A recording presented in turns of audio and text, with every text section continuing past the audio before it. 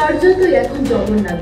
উদ্বোধনের আগে মহাযজ্ঞে বসবেন বাংলার মুখ্যমন্ত্রী মমতা বন্দ্যোপাধ্যায়। পিছিয়ে গেল ৩২,০০০ প্রাথমিক শিক্ষক দুর্নীতির মামলার শুনানি। আগামী ৭ই মে থেকে ফের শুরু হবে এই মামলার শুনানি, জানিয়েছে হাইকোর্ট। পেহেলগাঁও শেষ নয়, আরো বড় জঙ্গি হামলার ছক। কাশ্মীরের ৪৮টি পর্যটক কেন্দ্র বন্ধ করে দিল ওমর আব্দুল্লাহ সরকার। পেহেলগাঁও জঙ্গি হামলার পরে কি জবাব দেবে ভারত? এই আবহে আগামীকাল ফের হাই প্রোফাইল বৈঠকে বসছেন প্রধানমন্ত্রী নরেন্দ্র মোদী। দেশের নিরাপত্তার স্বার্থে স্পাইওয়্যার ব্যবহার করতে পারবে শুধুমাত্র কেন্দ্রীয় সরকার, জানালো সুপ্রিম কোর্ট। জ্যান্ত মানুষকে মৃত ঘোষণা করল ভারতীয় মিডিয়া। রোহিত ভাস্করের মৃত্যুর ঘটনা যে ভুয়ো তা নিজে সোশ্যাল মিডিয়ায় জানিয়েছেন অভিনেতা। ফের নক্ষত্রপথ প্রিয়ত পদ্মশ্রী প্রাপ্ত কিংবদন্তি পরিচালক তাজি এম কর্মী সোমবার জয়পুরের মাঠে গুজরাট টাইটান্সের বিরুদ্ধে অবিশ্বাস্য রেকর্ড রাজস্থান রয়্যালসের ১৪ বছর বয়সী ক্রিকেটার মাত্র ৩৫ বলে সেঞ্চুরি করল বৈভব সূর্যবংশী। সর্বশ্রী হয়ে গেল। আবহাওয়া দপ্তর সূত্রের খবর, আজ সোমবার কলকাতার সর্বোচ্চ তাপমাত্রা